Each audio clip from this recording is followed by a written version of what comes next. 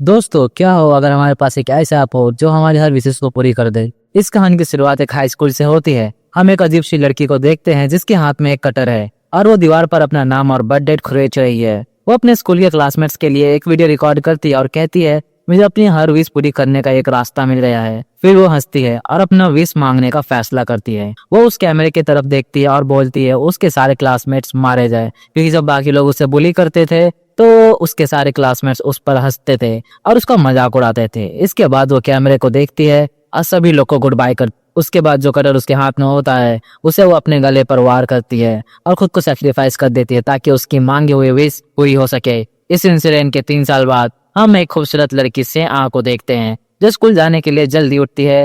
हमें पता चलता है कि वो एक हाई स्कूल स्टूडेंट है और स्पोर्ट्स में काफी टैलेंटेड है। उसके पास बहुत सारे मेडल्स हैं क्योंकि वो स्पोर्ट्स कॉम्पिटिशन में हिस्सा लेती रहती है। वो अपनी आंट के साथ ब्रेकफास्ट करने के लिए अपने कमरे से बाहर आती है, पर उसे एक नोट मिलता है कि वो काम पर निकल चुकी हैं। सेहा उदास हो जाती है और उसे अपना ब्रेकफास्ट अकेले ही करना पड़ता है। फिर वो अपने दोस्त ग्योनवू को उठाने के लिए मैसेज भेजती है। हमें पता चलता है कि वो उसका क्लासमेट है और उसी के अपार्टमेंट में रहता है। वो पूछती है कि क्या वो स्कूल के लिए रेडी है और वो जवाब देता है कि वो कब से जागा हुआ है और तैयार है, लेकिन एक्चुअल में वो सो रहा था। सेहा के मैसेज करने के बाद ही वो उठता है। सेहा एलिवेटर लेने के लिए बाहर निकलती है और ग्योनवू जल्दी जल्दी तैयार होकर अपने कमरे से बाहर निकलता है और सही वक्त पर एलिवेटर के पास पहुंच जाता है। वो लेट होने के लिए माफी मांगता है। सेहा हंसती है और उसे आसानी से माफ कर देती है। अचानक बिना किसी वार्निंग के वो उसके पास आती है और वो ग्योनवू के गाल पर एक किस करती है। ग्योनवू हैरान रह जाता है क्योंकि वो उसे काफी वक्त से पसंद करता है। वो अपने आप से पूछता है कि क्या ये सच है या वो अभी भी सपना देख रहा है। वो सेहा से कहता है कि वो दोबारा ऐसा कर सकती है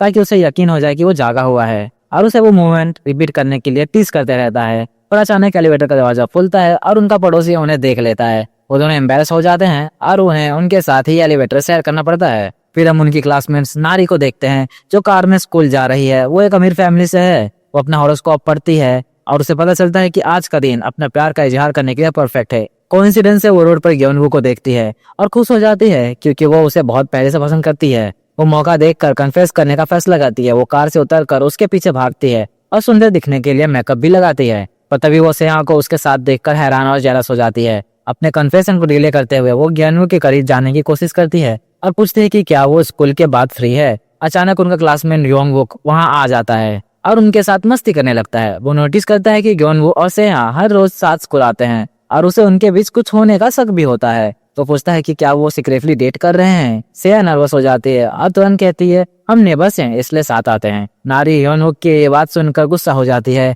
उसे भला बुरा कहती है और रूमर्स ना फैलाने को कहती है। वांगवुक उस रिएक्शन से हैरान होता है और उसे जलन महसूस होती है। वो पूछता है कि क्या तुम भी ग्योनवू को पसंद करती हो। उसे लगा था वो जवाब नहीं देगी, पर वो अपने जवाब से सबको शॉक कर देती है और मान लेती है कि वो सच में उससे प्यार करती है। सब दंग रह जाते हैं। फिर वो एम्बेरस होकर वांगवुक को दोबारा ये बात ना करने की वार्निंग देती है और गुस्से में बिना किसी से बात किए क्लास में चली जाती है। सेहा उसके पीछे बैठी है और उसे फिक्र होती है कि अगर वो ग्योनवू के साथ रही तो नारी और उसकी दोस्ती टूट सकती है। एक पढ़ाकू स्टूडेंट नोटिस करता है कि उनके बीच कुछ गड़बड़ है। वांगवुक उसके पास जाता है और अपना डिवाइस ठीक करने को कहता है। पढ़ाकू उसे अवॉइड करने की कोशिश करता है और कहता है कि वो बिजी है, पर वांगवुक इंसिस्ट करते रहता है क्योंकि वो स्कूल का सबसे स्मार्ट स्टूडेंट है और हमेशा फर्स्ट आता है। आखिर में पढ़ाकू सिर्फ उससे पीछे छुड़ाने के लिए उसका लैपटॉप ठीक करने के लिए मान जाता है। फिर वहाँ क्लास के टीचर आते हैं और एग्जाम का रिजल्ट अनाउंस करते हैं। वो बताते हैं कि सिर्फ 2 स्टूडेंट्स के फुल मार्क्स आए हैं। ऑब्वियसली एक तो पढ़ाकू है और सब उसके लिए तालियां भी बजाते हैं, लेकिन टीचर सबको शॉक कर देते हैं जब वो बताते हैं कि दूसरा स्टूडेंट वांगवुक है। सब हैरान रह जाते हैं क्योंकि वो हमेशा एग्जाम में फेल होता है।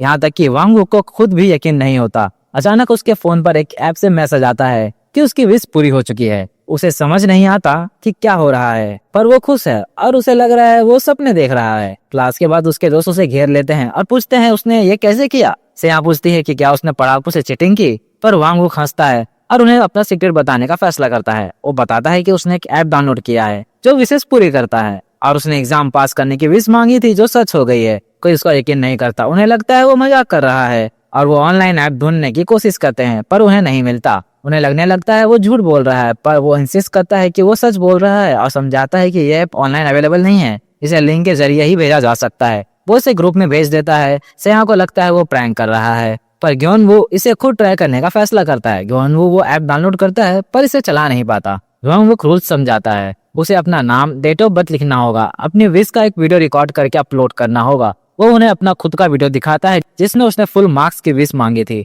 वो भी यकीन नहीं करते और उसका मजाक उड़ाते हैं। जाने से पहले सेहा उसे कहती है कि सोते वक्त कंबल लेना मत भूलना, और फिर अपनी क्लास में चली जाती है। वांगवुक को बुरा लगता है कि सब उसे झूठा समझ रहे हैं। जब वो ऐप खोलता है वो देखता है कि एक काउंटडाउन शुरू हो चुका है जो उसे कंफ्यूज कर देता है। ब्रेक के दौरान सेहा बाथरूम जाती है और नारी को मेकअप करते हुए देखती है। वो पूछती है कि क्या वो वांगवुक के बर्थडे पर आएगी, पर नारी हंसती है और कहती है कि वो नहीं जाना चाहती क्योंकि वो उसे पसंद नहीं करती। जाते वक्त नारी उसका मजाक उड़ाती रहती है कि वो एक फेलियर और बदसूरत इंसान है, पर वो तब शॉक हो जाती है जब वो वांगवुक को सीढ़ियों पर खड़ा देखती है। वांगवुक हैरान होता है कि उसे देखकर वो चुप क्यों हो गई और पूछते हैं कि क्या वो उसके बारे में बात कर रही थी। सेहा नर्वस हो जाती है, उसे डर है कि कहीं उनकी लड़ाई ना हो जाए। नारी झूठ बोलती है कि वो उसके लिए बर्थडे सरप्राइज प्लान कर रहे थे। वांगवुक दिखावा करता है कि वो मान गया और उनका शुक्रिया अदा करता है और उन्हें अपनी बर्थडे पर इनवाइट भी करता है और उनका फेवरेट फूड पकाने का प्रॉमिस भी करता है। पर जैसे ही वो जाते हैं उसका एक्सप्रेशन बदल जाते हैं। उसने सब सुन लिया था और उसे पता था कि वो उसका मजाक उड़ा रही थी। वो उदास होकर क्लास में एंटर करता है। अब पूरे दिन ख्यालों में खोया रहता है। दिन के खत्म होने पर सेहा अपनी ट्रेनिंग के लिए जाती है। हमें पता चलता है कि उसे लॉन्ग जंप पसंद है और वो नेशनल टीम ज्वाइन करना चाहती है। प्रैक्टिस के दौरान वो काफी दूर तक जंप लगाती है। इससे कोच इम्प्रेस हो जाती है और उसे हाई इवैल्यूएशन देती है। फिर ग्योनवू की बारी आती है। सेहा नोटिस करती है कि वो नर्वस है और उसे इंकरेज करती है। वो मोटिवेट होकर फुल स्पीड में जंप करने के लिए भागता है पर वो लड़खड़ा कर गिर जाता है। कोच फ्रस्ट्रेटेड हो जाती है और फोकस ना करने के लिए उसे डांटती भी है और ट्रेनिंग रिपीट करने को कहती है। सेहा को उसके लिए बुरा लगता है और वो उसे कंफर्ट करती है और एडवाइस देती है कि अपनी आंखें बंद करो, अच्छे से सांस लो और फिर जंप करो। ग्योनवू उसका शुक्रिया अदा करता है और उसकी एडवाइस फॉलो करने का प्रॉमिस करता है। बाद में कोच सेहा से अकेले में बात करती है और बताती है कि उन्होंने उसे नेशनल टीम में इंक्लूड करने का फैसला किया है। सेहा हैरान रह जाती है। उसे यकीन नहीं होता कि उसका सपना पूरा हो गया है। वो खुशी से कोच को गले लगा लेती है। कोच उसे वार्न करती है कि अभी ज्यादा सेलिब्रेट मत करो क्योंकि हॉलीडेज में ट्रेनिंग होगी और वो ग्योनवू के साथ बाहर नहीं जा पाएगी। सेहा हैरान होकर पूछती है कि उन्हें कैसे पता कि वो डेट कर रहे हैं। कोच हंसती है और कहती है कि तुम दोनों काफी ऑब्वियस हो, पूरे स्कूल जानता है। और वो उसे उसके साथ ट्रेन करने को कहती है ताकि वो एक दूसरे को मोटिवेट कर सके। इसी बीच वांगवुक लाइब्रेरी जाता है पढ़ने के लिए पर फोकस नहीं कर पाता। वो जागने के लिए कॉफी पीने का फैसला करता है। अचानक उसे एक अननोन नंबर से कॉल आता है। वो बात करने बाहर जाता है पर वो उस कॉल पर अपने दोस्तों को अपने बारे में बात करते हुए सुनता है। वो उसका मजाक उड़ा रहे होते हैं कि वो उसकी बर्थडे पार्टी पर नहीं आएंगे क्योंकि वो उन्हें पसंद नहीं है। वो उसके साथ सिर्फ इसीलिए रहते हैं क्योंकि वो बेवकूफ है और उन्हें हंसाता है। इसे बहुत बुरा लगता है और वो रोते हुए लाइब्रेरी वापस आता है। पढ़ाकू उसे देख लेता है और हैरान होकर उसे बुलाता है पर वांगवुक कोई जवाब नहीं देता। बाद में से यहाँ सबके जाने का इंतजार करती है और जॉन उसे मिलती है। वो उसे बताती है कि उसने अपना सपना पूरा कर लिया है और नेशनल टीम ज्वाइन कर ली है। वो उसके लिए बहुत खुश है और प्राउड भी है।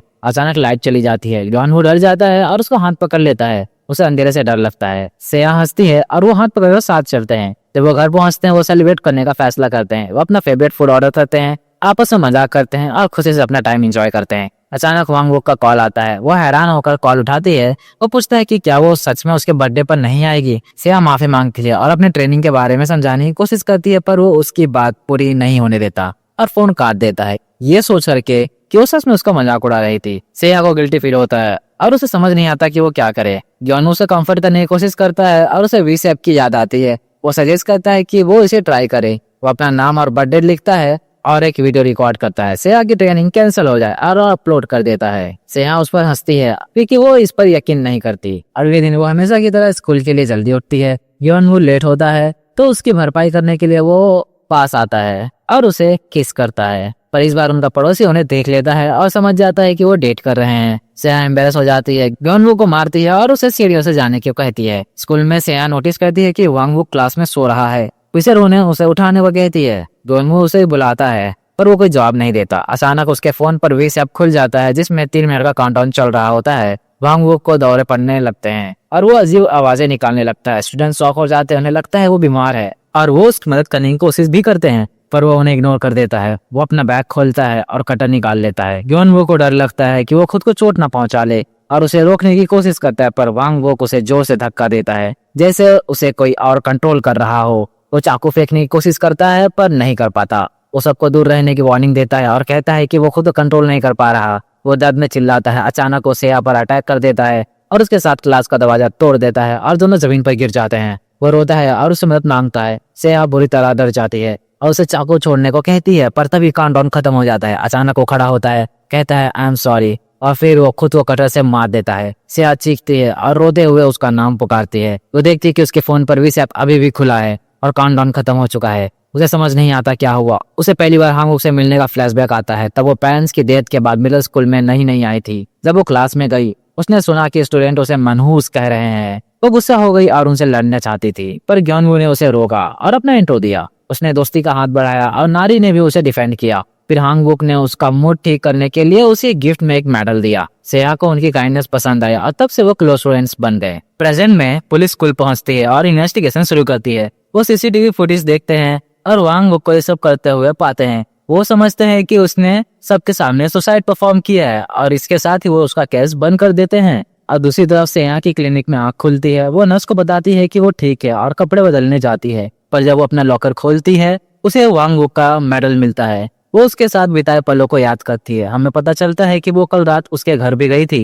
वो उसे बुलाती रही, पर जब उसने बाहर आने से मना कर दिया तो उसने दीवार से कूदने का फैसला किया। वो कूदने ही वाली थी कि वांगवुक ने हार मान ली और बाहर आ गया। उस वक्त सेया ने बर्थडे पर ना आ पाने के लिए माफी मांगी थी। सेया ने उसे गिफ्ट एडवांस में दे दिया था और उसे माफ करने को कहा था। उसने कहा था कि उसके सारे दोस्त उससे प्यार करते हैं और पार्टी में आने का प्लान कर रहे हैं। वांगवुक ये सुनकर हैरान हुआ और उसे रियलाइज हुआ कि एब उन्हें एक दूसरे के खिलाफ करने के लिए धोखा दे रही थी। उसने उसका शुक्रिया अदा किया और उसे एब यूज न करने की वार्निंग दी, पर सेया ने उसकी बात पर ध्यान नहीं दिया क्योंकि वो इन सब पर यकीन नहीं करती है। वो अपने ख्यालों से बाहर आती है और क्लब जाती है। जब वो कोच को देखती है वो उनके पास भाग कर जाती है और उन्हें गले लगा लेती है। वो सब कुछ बताती है। कोच देखती है कि वो पूरी तरह टूट चुकी है और उसे कंफर्ट करती है। वो उसे आराम करने को कहती है और ट्रेनिंग सेशन कैंसिल कर देती है। सेया शॉक हो जाती है। उसे तुरंत याद आता है कि ये ग्योनवू की विश थी। वो डर जाती है कि कहीं ग्योनवू को कुछ ना हो जाए और कोच से ट्रेनिंग वापस शुरू करने को कहती है, पर अचानक एक बड़ा बॉल उसके सामने गिर जाता है। वो शॉक रह जाती है और रियलाइज करती है कि ये ऐप की तरफ से एक वार्निंग है क्योंकि वो इंटरफेयर करने की कोशिश कर रही थी। वो ग्योनवू के पास भागती है और उसे सब बताती है, पर वहां पहुंचकर उसे पता चलता है कि ग्योनवू को मैसेज आया है कि उसकी विश पूरी हो गई है और एक दिन का काउंटडाउन शुरू हो गया है। उसे बहुत डर लगता है। वो दोस्तों को इकट्ठा करती है और बताती है कि ऐप सच में विशेष पूरी करती है, पर उसके बाद इंसान मर जाता है। पढ़ाकू शौक हो जाता है और सोचता है कि शायद ग्योनवू का फोन हैक हुआ है, तो वो उसे फैक्ट्री रीसेट कर देता है। पर जब फोन ऑन होता है ऐप वहां फिर से वापस आ जाती है। वो कंफ्यूज हो जाता है और दूसरा सॉल्यूशन सोचने लगता है ना। अभी भी ये सब पर यकीन नहीं करती है और सेया पर झूठ बोलने का इल्जाम लगाती है। सेया गुस्सा हो जाती है और कहती है कि वांगवुक के साथ भी यही हुआ था और उसने काउंटडाउन देखा था। इसका मतलब ऐप ने उसे ये सब करने कर मजबूर किया है। वो कहती है मैंने अपने पेरेंट्स को अपने सामने मरते देखा है पर कुछ नहीं कर सकी। फिर वांगवुक को मरते देखा पर उसे नहीं बचा सकी।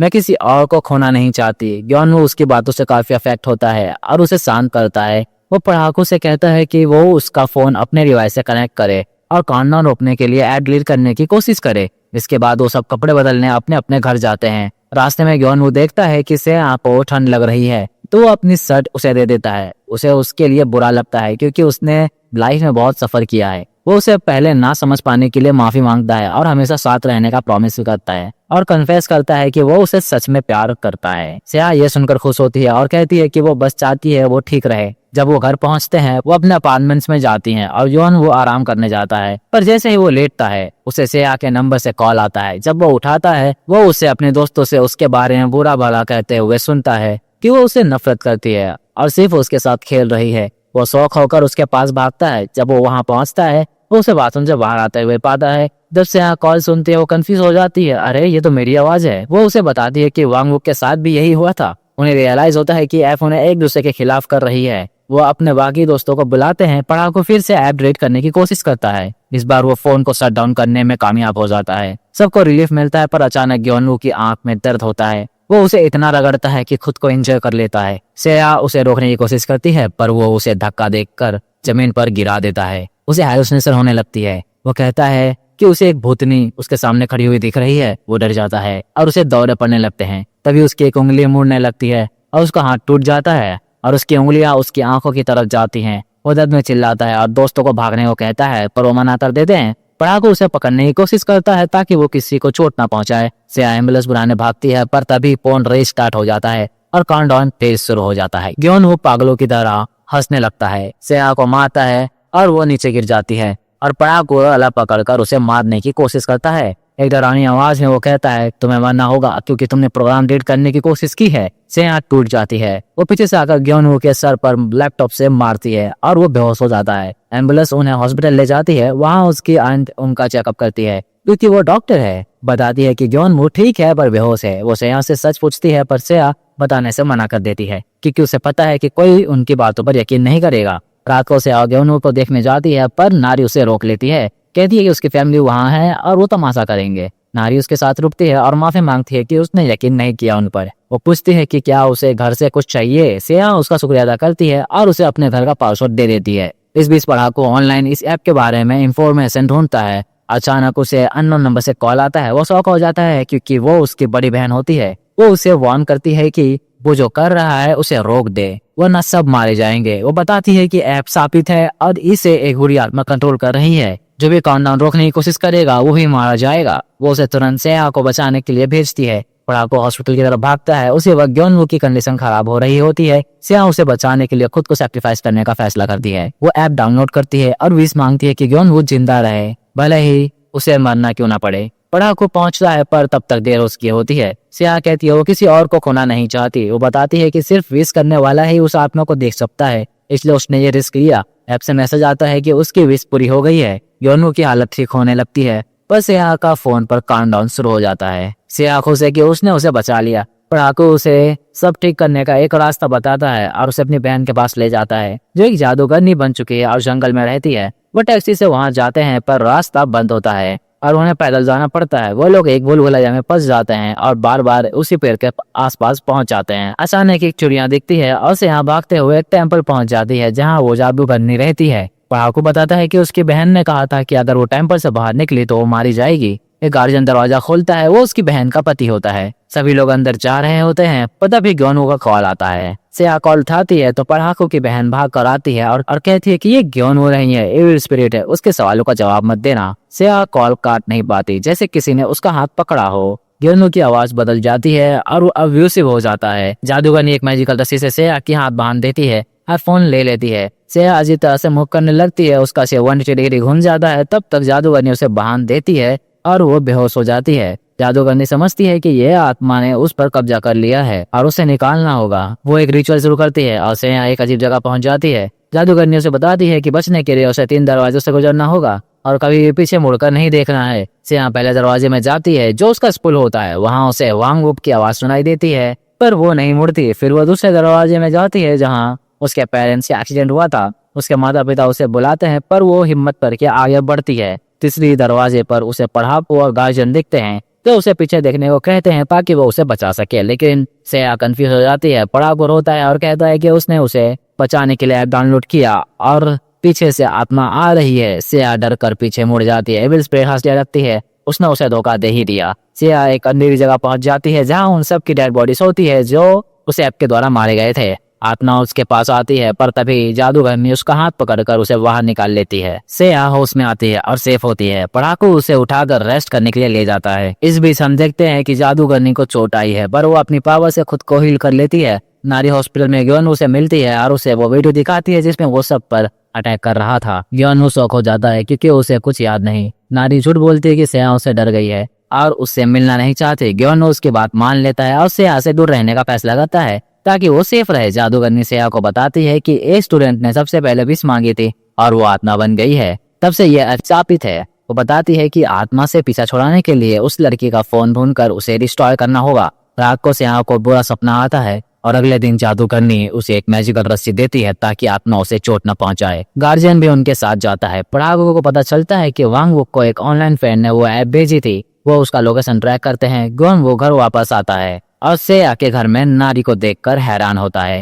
दूसरी तरफ सेया और पढ़ाकू वांग वुक के ऑनलाइन फ्रेंड का पीछा करते हैं। सेया अपने एथलेटिक्स स्किल यूज करके उसे पकड़ लेती है। वो ऑनलाइन फ्रेंड बताता है कि वो वांग वुक को स्ट्रेस रिलीफ पिल्स देता था और उसने उस ऐप के बारे में डिस्कॉर्ड में एक कोर्स के द्वारा जाना था। वह उन्हें बताता है कि पहली 2 लड़कियां जो मरी थी उनमें से एक की माँ काला जादू करती थी और वही इन सब के पीछे का कारण है। वो उसके विलेज जाते हैं जहाँ सब घर खाली होते हैं। एक बुढ़ी औरत उन्हें बताती है कि उस काला जादू करने वाली ने अपनी बेटी को मारा था। वो उसके घर पहुंचते हैं जहां गार्जियन को स्पिरिट्स महसूस होती है। वो उससे और पढ़ाकू के चारों तरफ एक सर्कल बनाता है और वार्न करता है कि इससे बाहर मत निकलना। वो अकेले अंदर जाता है और कहता है अगर वो 10 मिनट में बाहर ना आए तो भाग जाना और कभी पीछे मुड़कर मत देखना। वो अंदर जाता है जहाँ दीवारों पर काला जादू करने वाली ड्राइंग्स बनी होती है। हमें पता चलता है कि उसने काला जादू सीखा था। इसी बीच सेया और पढ़ाकू एक साथ इतने करीब खड़े होने पर थोड़ा ऑकवर्ड फील करते हैं। अचानक सेया को एक फीमेल स्टूडेंट की भूत आगे चलती हुई दिखती है। वो सर्कल से बाहर निकल जाती है और उसके पीछे पीछे चलने लगती है।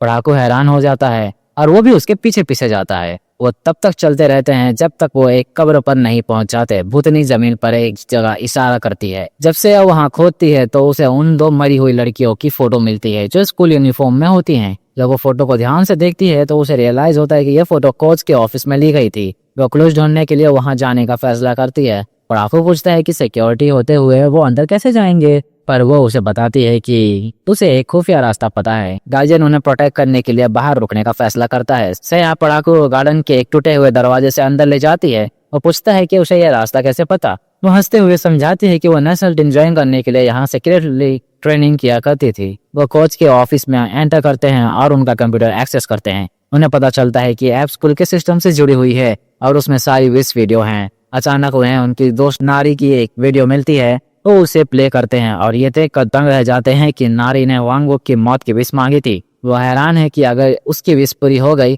तो अभी तक जिंदा कैसे है। उन्हें रियलाइज होता है कि वो जरूर कुछ छुपा रही है। उसी वक्त हम नारी को ग्योनवू के साथ स्कूल जाते हुए देखते हैं। वो मुस्कुराती है जब उसे उस दिन का फ्लैशबैक आता है जब उसने अपनी विश मांगी थी। वो सीनियर स्टूडेंट्स के साथ एक नाइट क्लब में थी और इतनी पी रही थी कि उसे चक्कर आने लगे थे और हेलुसिनेशन होने की वजह से उसने कन्फेस किया है कि वो ग्योनवू को पसंद करती है और वो किसी और से प्यार करता है। उन्होंने उसे विश ऐप के बारे में बताया और उसे यूज करने का सजेशन दिया। उसे उन पर यकीन नहीं था पर उसने ट्राई करने का फैसला किया। उसने अपना नाम और बर्थ डेट लिखा, वीडियो रिकॉर्ड किया और 2 लोगों की मौत का विश मांगा। पहले वांगवुक क्योंकि उसे लगता था वो एक फेलियर है और दूसरा वो लड़का जो क्लब में उसके साथ बैठा था। फिर वो बेहोश हो गई। अगले दिन उसे याद आया कि उसने क्या किया पर उसे लगा कुछ नहीं होगा। वो शांति से स्कूल गई पर जब वो वहां पहुंची और वांगवुक को मरते देखा तो उसे ऐप से मैसेज आया कि उसकी विश पूरी हो गई है। उसके फोन पर काउंटडाउन शुरू हो गया। वो बाथरूम की तरफ भागी और खुद को समझाने की कोशिश करने लगी कि यह सच नहीं है। उसने क्लब वाले लड़के को कॉल करने की कोशिश की पर तभी उसने उसकी मौत की खबर देखी। वो भी मर चुका था। वो शौक हो गई और उसे समझ आ गया कि सब कुछ सच था। उसे पता था कि उसके पास जिंदा रहने के लिए सिर्फ एक दिन बचा है। साफित होने की वजह से उसे हाइलुसिनेशन होने लगी और स्टूडेंट्स की बातें सुनाई देने लगी जो उसके बारे में बुरा बोल रहे थे उसके पीठ पीछे। डर के मारे उसने क्लब वाली दोस्त से मिलने का फैसला किया। जब उसने उसे देखा उसने उसकी कार तोड़ दी और उसे वो सब बताने पर मजबूर किया जो वो ऐप के बारे में जानती थी। वो लड़की डर गई और मान गई कि ये सब सच है और 2 लड़कियां पहले ही इसकी वजह से मर चुकी हैं। नारियों को उम्मीद नहीं दिखाई थी जब तक उसे पता चला कि ग्योनवू ने भी एक विश मांगी है। और जब सब लोग वहां बैठे थे नारी ने देखा कि इविल स्पिरिट उसे कंट्रोल कर रही है। उसने उसे रिकॉर्ड कर लिया। फिर उसने नोटिस किया कि उसका अपना काउंटडाउन रुक गया है। उसे रियलाइज हुआ कि जब कोई नया इंसान विश मांगता है तो पिछले इंसान का काउंटडाउन रुक जाता है। वो हॉस्पिटल गई ये कंफर्म करने के लिए और उसे पता चलता है कि सेया ने भी विश मांगी है। उसने देखा कि ग्योनवू का काउंटडाउन रुक गया है और उसे रिलीफ मिला कि उसे बचने का रास्ता मिल गया है। पर किसी को बताने के बजाय उसने सेया को मरने देने का फैसला किया ताकि वो ग्योनवू के साथ रह सके। इसलिए वो चुपके से अपार्टमेंट में गई और ग्योनवू का फोन ले लिया ताकि उसे पता न चले कि उसका काउंटडाउन रुक गया है। प्रेजेंट में वापस आते ही नारी ख्यालों से बाहर आती है और ग्योनवू के साथ स्कूल जाती है। वो नजर रखने का फैसला करती है। वो स्कूल के एक रेस्टोरेंट की खिड़की से अंदर एंटर करते हैं पर वो लड़खड़ा जाती है और गिरने ही वाली होती है। ग्योनवू उसको कैप से पकड़ लेता है और नारी को उसकी फिक्र देखकर खुशी होती है, ये सोचकर कि शायद ग्योनवू उसे पसंद करने लगा है। पर तभी ग्योनवू को रियलाइज होता है कि उसके पास उसका फोन है और वो उसे वापस मांगता है। वो मना कर देती है और नारी उसे चाकू से मारती है और दरवाजा लॉक करके भाग जाती है। ग्योनवू उसे खोलने की कोशिश करता है पर इविल स्पिरिट उसके सामने आ जाती है और उसके पास आने लगती है। वो डर जाता है और बचने की कोशिश करता है पर स्पिरिट उसे कॉर्नर कर लेती है, उस पर कब्जा कर लेती है और उसे एक खुद को चोट पहुंचाने पर मजबूर करती है। उसे लगता है ये अंत है पर तभी गार्जियन को स्कूल में स्पिरिट महसूस होती है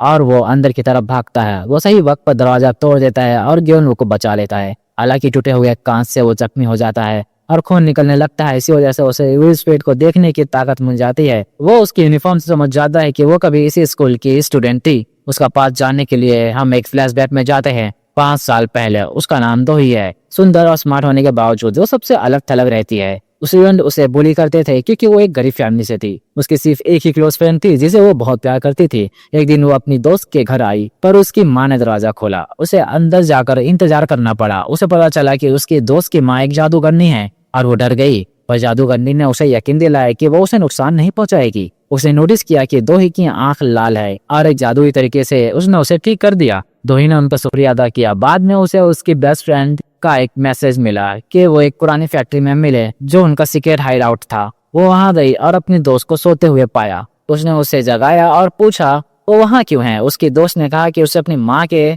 जादूगरनी होने पर शर्म आती है, इसलिए वो घर छोड़कर अकेले रहने चली गई। दोही को उसके लिए बुरा लगता है और उसने उसका साथ रहने का फैसला किया क्योंकि वो उसके सबसे करीब थी। अगले दिन वो साथ स्कूल गए। उसकी दोस्त ने उसे अपनी माँ से दूर रहने की वार्निंग दी और कहा कि वो खतरनाक है। दोही ने दोबारा उनके पास ना जाने का वादा किया। स्कूल खत्म होने के बाद दोही ने अपनी दोस्त के साथ बाहर जाने को कहा पर उसने मना कर दिया, ये कहकर कि क्लब टीम के साथ जरूरी मीटिंग है। वो उसे अकेला छोड़कर चली गई। दोही को बुरा लगता है और वो अकेले घर लौट रही थी। रास्ते में अचानक उसका सामना उसी जादूगरनी से हो जाता है। वो शॉक हो गई और छुपने की कोशिश की पर जादूगरनी ने उसे महसूस कर लिया और उसे डिनर पर आने के लिए इनवाइट किया। पर दोही डर गई और मना कर दिया। जैसे ही दोही वहां से जाने लगी उसने देखा कि जादूगरनी बहुत थकी हुई है, तो उसने उनकी मदद की और उन्हें घर तक छोड़ा। उसी वक्त दोही की दोस्त अपनी टीम के साथ एक प्रोजेक्ट पर काम कर रही होती है। वो सजेस्ट करती है कि एक ऐसा ऐप बनाया जाए जो विशेष को पूरी करता हो। सबको ये आइडिया पसंद आता है पर बाकी लोग काले जादू के बारे में बात करना शुरू कर देते हैं और कहते हैं कि उसकी एक बेटी भी उनके स्कूल में है। वो उससे पूछते हैं कि क्या वो उसे जानती है। वो सच बताने से डर जाती है क्योंकि वही उसकी बेटी है। वो लोग उसे इंसिस्ट करने लगते हैं और प्रेशर में आकर वो झूठ बोल देती है कि वो लड़की दोही है। इसी बीच दोही जादूगरनी के साथ घर में एंटर करती है और अजीब मैजिकल चार्म्स देखती है। क्यूरियस होकर वो उनके बारे में पूछती है। जादूगरनी उसे सिखाने लगती है और बताती है कि वो इन चार्म्स का किसी से बदला लेने के लिए यूज कर सकती है जो भी उसे दुख पहुंचाए। अचानक उसकी दोस्त वहां पहुंचती है और उन्हें साथ देकर गुस्सा हो जाती है क्योंकि दोही ने अपना वादा तोड़ा था और वो वहां से चली जाती है। दोही उसके पीछे हाइड आउट तक जाती है। सब ठीक करने के लिए वो माफी मांगती है और समझाती है कि वो उनसे कॉन्फिडेंसली मिली थी और उनकी तबीयत खराब देखकर उनकी मदद करी थी। उसकी दोस्त मान जाती है और उसे माफ कर देती है। फिर वो दोही को इस ऐप के बारे में बताती है जो कि उसके टीम बना रही है और उसे ट्राई करने को कहती है। दोही मान जाती है और एक वीडियो रिकॉर्ड करती है कि उसकी दोस्ती उस हैंडसम क्लासमेट के साथ हो जाए जिसे वो पसंद करती है। वो पूरी रात हंसते मजाक करते हुए बताते हैं और वादा करते हैं कि हमेशा दोस्त रहेंगे, पर कुछ भी हमेशा नहीं रहता। अगले दिन जादूगरनी घर आती है और उनका मैजिकल चार्म टूटा हुआ मिलता है। उन्हें रियलाइज होता है कि उनकी बेटी ने ये किया है और वो डर जाती है क्योंकि अब बुरी आत्माएं बदला लेंगी। वो अपनी बेटी को बचाने के लिए खुद को सैक्रिफाइस करने का फैसला करती है। बाद में दोही उस घर के पास से गुजरती है और जादूगरनी को जमीन में कुछ दफनाते हुए देखती है। जादूगरनी उसे बताती है कि उनकी बेटी खतरे में है और दोही इसे कहती है कि बिना बताए उसके बैग में एक प्रोटेक्टिव चार्म रख दे। दोही उनकी बात मानती है और स्कूल की तरफ भागती है। जब वो क्लास में एंटर करती है और चार्म रखने की कोशिश करती है, उसकी दोस्त उसे देख लेती है। दोही समझाने की कोशिश करती है कि वो उसे बचा रही है, पर उसकी दोस्त यकीन नहीं करती और सोचती है कि वो उसका राज खोल रही है। गुस्से में वो वहीं दोही को थप्पड़ मार देती है ताकि उसका ये राज छुपा रहे कि वो जादूगरनी की बेटी है। फिर वो उसे पछतावा दिलाने के लिए दोही का वो वीडियो वायरल कर देती है जिसमें उसने हैंडसम क्लासमेट के लिए फीलिंग्स कन्फेस की थी। स्टूडेंट्स दोही का मजाक उड़ाते हैं, यहाँ तक कि वो लड़का जिसे वो प्यार करती है वो भी उसे थप्पड़ मारता है और कहता है कि वो उस जैसी पागल लड़की के साथ कभी नहीं रहेगा। ये बेइज्जती बर्दाश्त ना कर पाने की वजह से दोही उन सब से बदला लेने का फैसला करती है। वो वही बदला लेने वाला जादुई डॉल यूज करती है जो उसने जादूगरनी से सीखा था और पुरानी फैक्ट्री में जाती है। वो सारे स्टेप्स फॉलो करती है, अपना नाम और बर्थ डेट लिखती है और विश करती है कि उन सारे स्टूडेंट्स की मौत हो जाए जिन्होंने उसे बुली किया और बदले में खुद को सैक्रिफाइस कर देती है। एक पल में वो उस कटर से खुद को खत्म कर देती है। उसकी दोस्त को जब पता चलता है तो वो शॉक हो जाती है और वीडियो रीड करने की कोशिश करती है, पर बहुत देर हो चुकी होती है। काला जादू पूरा हो चुका था। वो सारे डिवाइस की पावर काट देती है पर सिर्फ एक डिवाइस चलता रहता है जिसमें वीडियो था। उसे रियलाइज होता है कि काले जादू की वजह से विश ऐप स्थापित हो चुका है। दोही एक इविल स्पिरिट में बदल जाती है और उसकी विश पूरी होने लगती है। उसके दोस्त और वो हैंडसम लड़का दोनों उसी तरह खत्म होते हैं जैसे दोही ने खुद को खत्म किया था। फ्लैशबैक खत्म होता है और हम प्रेजेंट में वापस आते हैं। हम नारी को देखते हैं जो अब इविल स्पिरिट के कब्जे में है। एक लोहे की रॉड लेकर सेहा पर अटैक करने की कोशिश करती है पर पढ़ाकू उसके सामने आ जाता है और सेया को बचाने के लिए वो खुद अपना हाथ आगे करता है। सेया उसे बात करने की कोशिश करती है। मुझे पता है तुम एक विक्टिम हो, प्लीज शांत हो जाओ, मैं तुम्हारी मदद करूंगी। नारी एक पल के लिए अफेक्ट होती है और लड़ने की कोशिश करती है, पर स्पिरिट उसे फिर से कंट्रोल कर लेती है और सेया को मारने के लिए आगे बढ़ती है। आखिरी सेकंड में गार्जियन वहां पहुंच जाता है। अपनी आंख की वजह से वो स्पिरिट को देख सकता है। वो तीर चलाता है जो उसे दूर फेंक देता है। फिर वो पढ़ाकू के इलाज के लिए हॉस्पिटल ले जाते हैं। वहां उन्हें पता चलता है कि गार्जियन अब भूत और इविल स्पिरिट दोनों को देख सकता है। इसका मतलब पढ़ाकू अब अपनी जादूगरनी बहन की मदद कर सकता है और उसे टेम्पल से बाहर निकालने में हेल्प कर सकता है। पढ़ाकू बहुत खुश है कि उसकी बहन आखिरकार उसके पास वापस आ सकती है। बाद में वो ऐप पर अपलोड की गई सबसे पहली वीडियो देखते हैं और पता चलता है कि वो पुरानी फैक्ट्री में शूट हुई थी। वो वहां जाने का, फोन ढूंढने का और कर्ज को खत्म करने का फैसला करते हैं। रास्ते में अजीब चीज होने लगती हैं, लाइट्स टिमटिमाने लगती हैं और जीपीएस काम करना बंद कर देता है, पर वो इग्नोर करके आगे बढ़ते हैं। अचानक एक कार सामने आती है और उनका क्रैश होते होते बचता है। गार्जियन सही वक्त पर ब्रेक लगाता है और उन्हें बचा लेता है। वो बाहर निकलकर चेक करता है और उसे बहुत सारी स्पिरिट्स महसूस होती हैं। उसे रियलाइज होता है कि वो सेया को फैक्ट्री पहुंचने से रोक रही हैं, क्योंकि सिर्फ वही कर्ज को खत्म कर सकती है। वो उसे बचाने के लिए उसके सामने खड़ा हो जाता है और लोहे का रॉड उसकी तरफ उड़ते हुए आता है और उसे बुरी तरह जख्मी कर देता है। उसका बहुत खून निकलता है पर वो परवाह नहीं करता। वो सेया से कहता है कि तुम आगे बढ़ो, तुम ही आखिरी उम्मीद हो। सेया के पास और कोई रास्ता नहीं बचता। वो गिवन के साथ भागती है, जबकि पढ़ाकू गार्जियन के साथ रुककर एम्बुलेंस बुलाता है और उसे बचाने की कोशिश करता है। सेया फैक्ट्री पहुंचती है पर उसे सीढ़ी टूटी हुई मिलती है। अंदर जाने का कोई रास्ता नहीं दिखता जब तक उसे एक ऊंची खिड़की नहीं मिलती। वो ग्योनवू को बाहर रोकने के लिए कहती है, क्योंकि वो इतनी दूर जंप नहीं कर सकता। अपनी स्किल यूज करके वो जंप मारती है और अंदर एंटर कर जाती है। उसे फोन मिल जाता है पर अचानक नारी उस पर हमला करती है। अब उसके पास अजीब ताकत होती है। उस आत्मा की ताकत का इस्तेमाल करके वो उसे नीचे गिरा देती है और चाकू मारने के लिए आगे बढ़ती है। ग्योनवू ये देखता है और रियलाइज करता है कि उसे यहाँ खतरे में है। वो अपनी हिम्मत जुटाता है, उसकी एडवाइस याद करता है, गहरी सांस लेता है, आंखें बंद करता है और उसकी तरह जंप लगाता है। वो सही वक्त पर अंदर पहुंचकर नारी के पेट पर वार करके उसे दूर हटा देता है। नारी होश में आ जाती है और कंफ्यूज होकर पूछती है कि वो वहां कैसे पहुंची। सेया मौका देकर सापित फोन उठा लेती है और बताती है कि इसके खत्म होते ही वो आत्मा भी गायब हो जाएगी। वो नारी की तरफ मदद के लिए हाथ बढ़ाती है पर नारी अचानक शैतानी ढंग से हंसती है और सेया की कलाई पर बंधी मैजिकल रस्सी काट देती है। वो ये जलन में करती है। वो ग्योनवू को चाहती है और सेया की लाई बर्बाद करना चाहती है। इस बार उस पर कोई भूत सवार नहीं था, वो अपनी मर्जी से ये कर रही है। सेया गिर जाती है क्योंकि वो रस्सी उसकी प्रोटेक्शन थी। ग्योनवू उसे बेबसी में पकड़ता है। अचानक उसे जादूगरनी का कॉल आता है जो उसे एक एड्रेस देती है और जल्दी आने को बोलती है। सेया रोती है और उसे वार्न करती है कि ये इविल स्पिरिट है और फोन काटने के लिए गिड़गिड़ाती है। ग्योनवू धर्म संकट में है, समझ नहीं पा रहा है कि क्या करे। फिर सेया बेहोश हो जाती है। जब वो जागती है वो खुद को स्कूल में अपने दोस्तों के बीच पाती है, पर जब वो नारी को देखती है वो डर जाती है। ग्योनवू उसे यकीन दिलाता है कि वो कोमा में थी और अब कर्ज खत्म हो चुका है। वो उसे अपना फोन दिखाता है, ऐप डिलीट हो चुकी है। सेया यकीन कर लेती है और नारी से माफी नहीं मांगती है। वो क्लास की तरफ बढ़ते हैं, नॉर्मल लाइफ में लौटने की कोशिश करते हैं, पर सीढ़ियों पर सेया को कुछ अजीब लगता है। खिड़की से बाहर देखने पर स्कूल कुछ अलग दिखता है। उसे अपने दोस्तों के अलावा कोई स्टूडेंट नहीं दिखता। उसे तुरंत रियलाइज होता है कि इविल स्पिरिट उसे धोखा दे रही है। उसके चारों तरफ माहौल बदलने लगता है। वो घबरा कर भागने की कोशिश करती है पर अचानक नारी उसके पीछे आकर उसे पकड़ लेती है और दीवार से भिड़ा देती है और कहती है कि कर्ज जारी रहने के लिए तुम्हें मरना होगा। उसी वक्त ग्योनवू सेया को अपने पेट पर लादे हुए जंगल में फुल स्पीड से भाग रहा होता है। वो टेंपल ढूंढ रहा है और स्पिरिट उसे रोकने की कोशिश करती है। वो लड़खड़ाते हैं और पहाड़ से गिरने वाला होता है, पर एक पेड़ की टहनी पकड़कर खुद को बचा लेता है। वो हार नहीं मानता और आगे बढ़ते रहता है। जादूगर उसे दूर से इशारा कर देती है। वो उन्हें देख लेता है और सही वक्त पर वहां पहुंच जाता है। वो कर्ज फोन लेती है और उसे एक मैजिकल तीर से तोड़ देती है। उन्हें लगता है कि सब खत्म हो गया, पर स्पिरिट अभी भी सेया को कंट्रोल कर रही थी। उसे रियलाइज होता है कि यह असली कर्ज फोन नहीं था। वो एक और रिचुअल शुरू करती है, मास्क पहनती है और सेया को बचाने के लिए उसके सपने में एंटर करती है। वो नारी पर अटैक करती है और सेया को उसका गला घोटने से पहले बचा लेती है। वो सपने से निकलने के लिए साथ भागती है, पर दो ही की स्पिरिट उनके सामने आती है और साइंस रूम की तरफ इशारा करती है। उन्हें रियलाइज होता है कि असली कर्ज फोन वहाँ है जहाँ दो ही मरी थी। जादूगरनी उसे जाने को कहती है और खुद स्पिरिट को रोकती है। सेया रूम की तरफ भागती है, दरवाजा तोड़कर अंदर जाती है, पर अचानक नारी पीछे से आकर अटैक करती है और उसका हाथ तोड़ देती है और उसे नीचे गिरा देती है। सेया शॉक हो जाती है। इस बार नारी पर कोई भूत सवार नहीं है।